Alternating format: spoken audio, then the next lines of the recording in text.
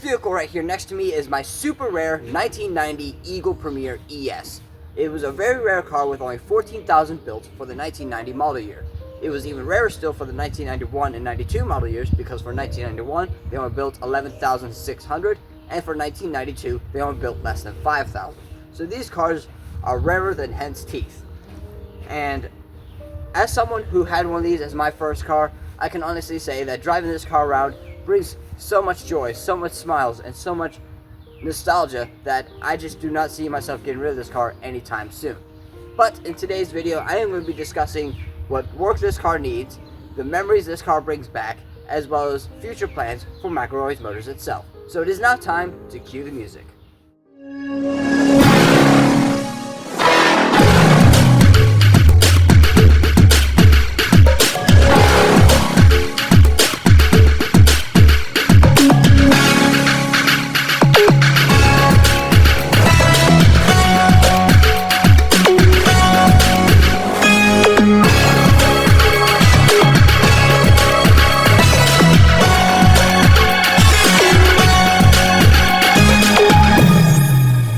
Now before I tell you guys what work this car actually needs, I will let you guys know that I've covered roughly 4,500 miles in this car since I bought it. I've been driving it to work every day. I've driven it to Pennsylvania to go get the title transferred. I've driven up to the Cuyahoga County area on multiple occasions to go visit my grandmother, and so on and so forth. Because honestly, this car has been just absolutely terrific to own. It has not been without its faults, but at the same time, they're nothing major. And all in all, I am very happy with this car, given the fact I paid so low money for it to the point where I can't really say it's perfect, but at the same time, it is perfect in its own way. I only paid $1,300 for this car. Keep that in mind. So I was not expecting perfection. I was just expecting to have the memories back. But that being said, though, this has been a super comfortable, super reliable daily driver, and I am just very thankful to the car's previous owner because he really looked after this car, and I plan to take that over. It is such a odd, quirky car to live with all these 80s style electronics absolutely everywhere. Notice that the Pennsylvania plate on this car is no more. I officially got it registered in the state of Ohio. And before you guys go down in the comment section and think I'm a pervert for driving around in a car that says Perv Power on the license plate, just know that doesn't stand for anything at all. Because if you know these cars, the engine is known as the PRV. So that literally says PRV Power. But it definitely turns a lot of heads, especially in school zones. At the DMV, I actually did have to fill out a form to basically prove that I am not a sexual predator, and they actually had to do a background check on this as well. So it was worth the $20 extra I had to pay. For a car that was built before the Berlin Wall came down in August of 1989, and the fact that it really hasn't left the Northeast for about 10 to 15 years, I am pretty well surprised that the clear coat has held up exceptionally well, given the fact that this is Chrysler paint and definitely not the best quality out there. But that being said, however, I am definitely planning on repainting this car to relive that memory of my first car, because my first car was silver, and I did get the color code from the Eagle Premier / Dodge Monaco Owners Club. While I was there, I also was able to find some wheels that my first car had, and I definitely want to get those as soon as possible. As you guys can see, you can also see bare metal exposed on the driver's side of the car, and it definitely does not look all that great. So I know repainting this car, as well as giving it some fresh pinstripes, will definitely make this car transform. And with those wheels that my first car had, it will look like a 90s car in every sense imaginable. I do also want to redo these chrome strips, and I do know someone about an hour from me who could probably do it. The only question is, do I have to get the material, or do I have to order the whole set, like the whole trim pieces? I'm thinking it's the latter because it looks more like plastic rather than chrome itself. But either way, if we have to make these parts ourselves, then so be it. I'll be ready for it. I am also going to replace all 4 tires. I know the rear tires look brand new, but I have no idea how old they are. But as for the front tires, I know that one of them has a small leak somewhere. I'm sure I can get that fixed for free. But at the same time, with this car being as rare as it is, I want to make sure that this car is safe on the road as much as possible, because I want to make sure that this car rides as good as it has. And I think fresh rubber, regardless of where I get it from, either Walmart or Sam's Club or indeed Flynn's, will be the best option moving forward. As you guys can see, the passenger side front passive restraint works perfectly fine, but the driver's side is stuck at the B-pillar position. I have to figure out what is causing that, but at the same time, at least I have seatbelts in the front that actually work. But at the same time, I do want to get the driver's side seatbelt fixed because of pure nostalgia. I do not know if I have to order the motor, I do not know if I have to replace the track, but either way, I'll get to that as the very last thing on this car's restoration. But, coming back to the interior, as you guys can see, the headliner is not the greatest. It's held on with more thumbtacks than Donald Trump has brain cells. It is not great. And, truthfully, I think it looks very tacky. No pun intended. But I do want to replace the headliner at some point. I might go for a blue to match the rest of the interior, just to make it look all well and good. But where can I find blue headliner these days besides at a fabric store? And with Jo-Ann Fabrics now being closed, it will not be easy, but I'm sure there's got to be a way somehow. If there is any headliner shops out there in Northeast Ohio or indeed Pennsylvania, get in touch with me because I definitely want to make this work. I am going to try my absolute hardest to take this old Eagle to Saturn Nationals on Saturday. And as such, Zach Pradel from Shooting Cars will be there as well to catch up with all the Saturn owners. And he actually wants to review this car as well. But I do not think this car will pass the big friggin' bottle test under anyone's imagination. For being a 90s car, I'm surprised it has cup holders at all. In fact, these two are not the only ones it has. It's got some right here in the glove box. But honestly, the cup holders are best described as useless. So if you have a big drink in this car like I do, it's best that when you're driving, just rest your hand on the gear shift as well as at the top of the drink. Because if you don't and you suddenly stop, let's just say it's going to make a huge mess. I think it's also fair to say that this car could benefit from either an alignment or perhaps replacing the front suspension bushings. Whenever I drive this car more than 100 miles, I start to notice that this thing starts to pull to the left a little bit, and that can be a bit unsettling, but at the same time, it's not terrible. What I do to stop it is just air up the left front tire, and everything seems to go back to normal, so I don't know if it's related to the tires or to the suspension bushings, but either way, I'll get that sorted. I noticed this passenger side headlight bezel could probably do with a bit of a buff, but I also noticed the driver's side headlight bezel gets a bit of moisture in it. That to me is not a big deal, but I do want to replace the headlight bezels anyway, just to make the car look a little bit nicer. But despite everything, I don't think spending more than $1,200 to get this car back up to snuff again will be that much of a problem anyway, given the fact I paid $1,300 for the car itself. I mean, $1,200 plus $1,300, that's $2,500, and that for something that is incredibly rare, incredibly interesting, and definitely an enthusiast-minded car such as this, is definitely not a bad trade at all. If this was, let's say, a newer car, let's say if this was a 2015 Eagle Premier, I'll probably be spending at least twice that just to get back on the road. But other than that, it's been fine, it runs, it drives great, but it's now time to talk about the memories this car brings back to me. One awesome memory I had with this car is the fact I took my driver's test in one of these, and I remember the examiner says to me, "What sort of car will you be taking your driver's test in today?" I say to him, "I'll be taking my test in an Eagle Premier." And he goes, "An Eagle what?" And my grandmother says, "Just say it's a Chrysler." And I said to her, "Well, your car's an Acura. I can't say it's a Honda now, can I? Despite being made by Honda." And he says, "Well, who made your car?" "AMC or Renault." "So it's an AMC?" "No." "It's a Renault." "No, it's an Eagle Premier." And then when he gets back out to the car, he says to me, "Mr. McElroy, do me a favor. Turn on your hazard light switch for me, please." So I'm looking like right here, not there. Looking underneath the steering column like a Ford Tempo from 1988, not there. I look on the dashboard, not there. He says to me, "Don't worry, Mr. McElroy. I've never seen this car before. I'll let you pass. But do me a favor. Back out of this space and go to the nearest exit." Fair enough. So I put the car in reverse, and I check my rearview mirror, and I see the hazard light switch all the way up here for the very first time. I'm like, "Well, I found your hazard light switch." Boy, was that trippy. It threw off the examiner so much, to the point he actually thought this car was pretty cool. Another great memory I had with this car is I was taking my sister to work on a beautiful day like today. And of course we had no air conditioning, so I had all four windows down.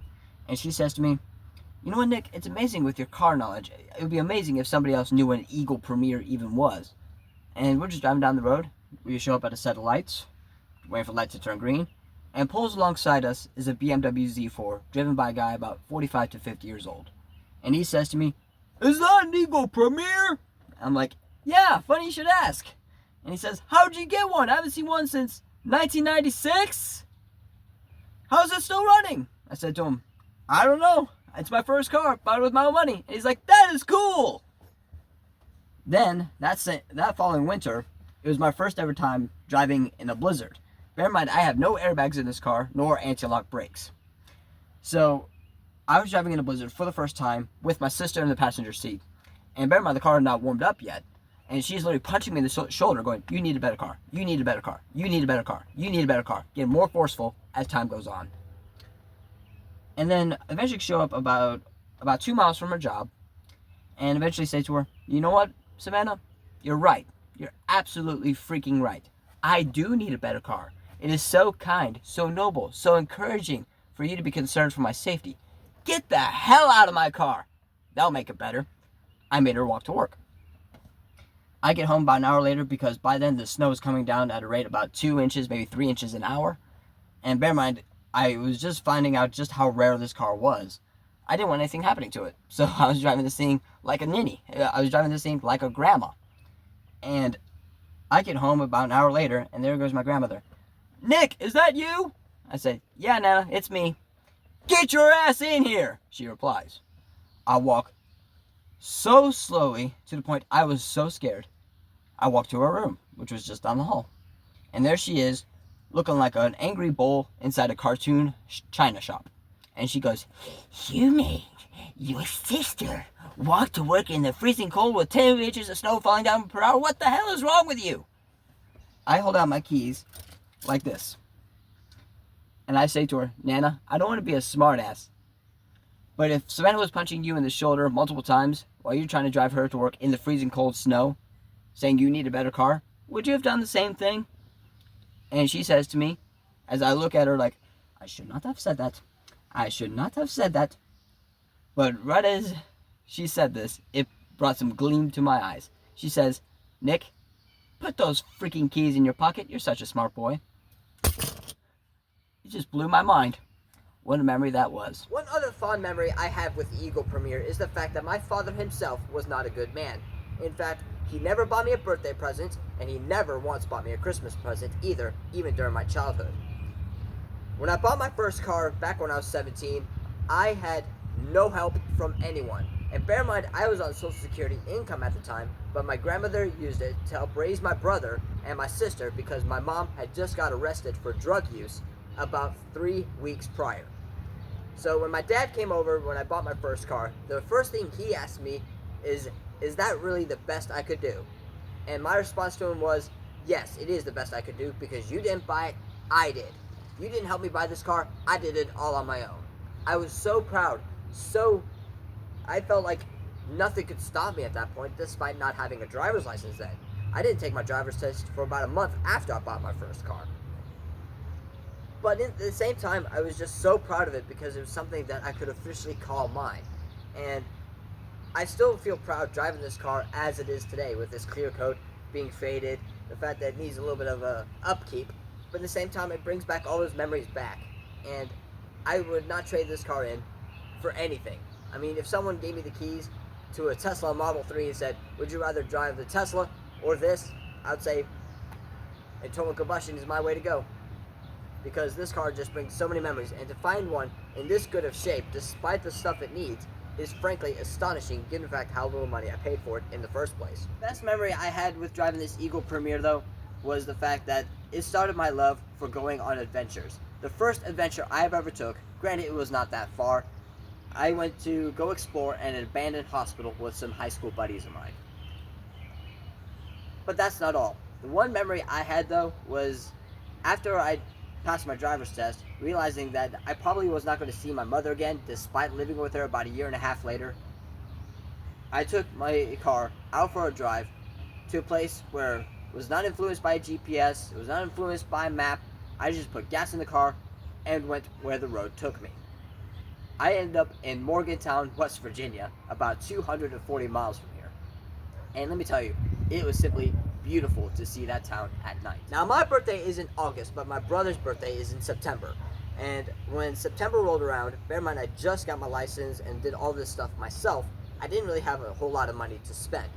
So I took my brother to the local gas station and I told him, hey look, I got 20 bucks in my pocket. Let's spend $10 each on scratch off lottery tickets.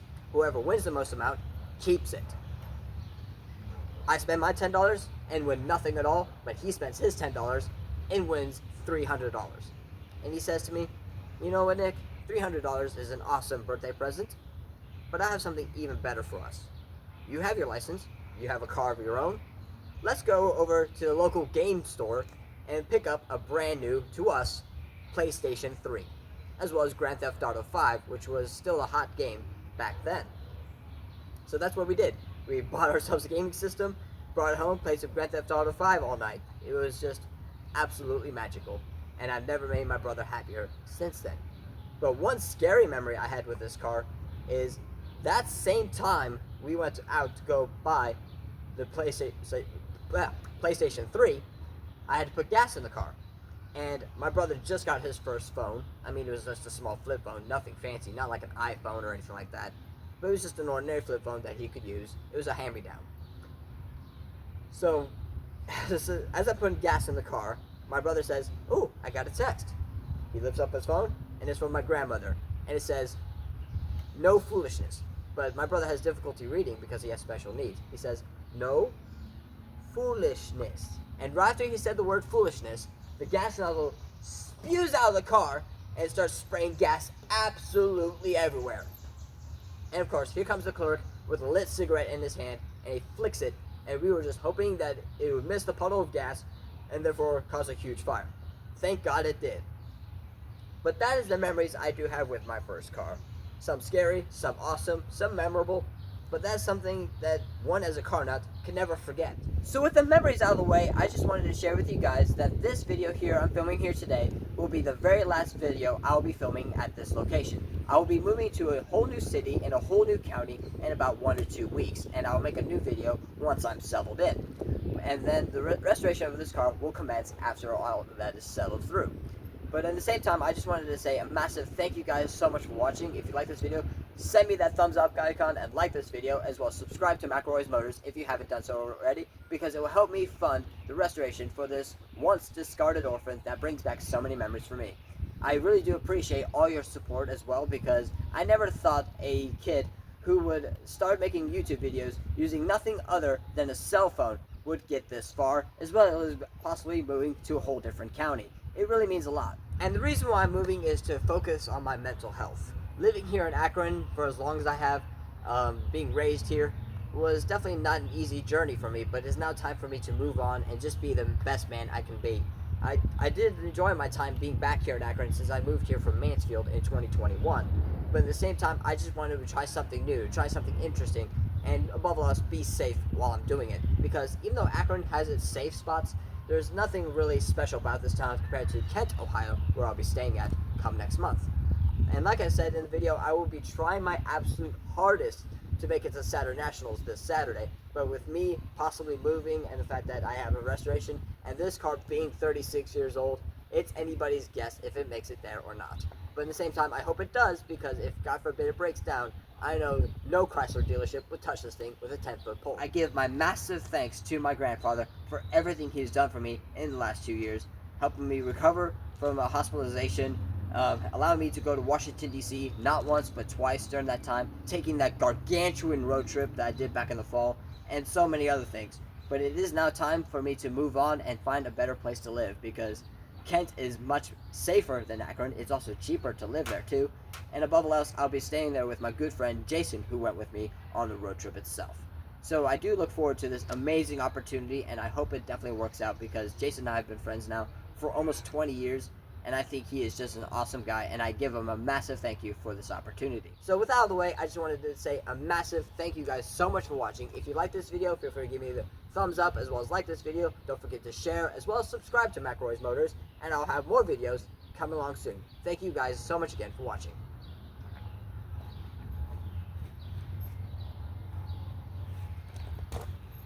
You gotta admit, that is one sexy hood emblem. And I mean, sure, the Alfa Romeo one is sexy, featuring a snake eating a guy, but for something that is half-assed, that is one sexy emblem. I love it.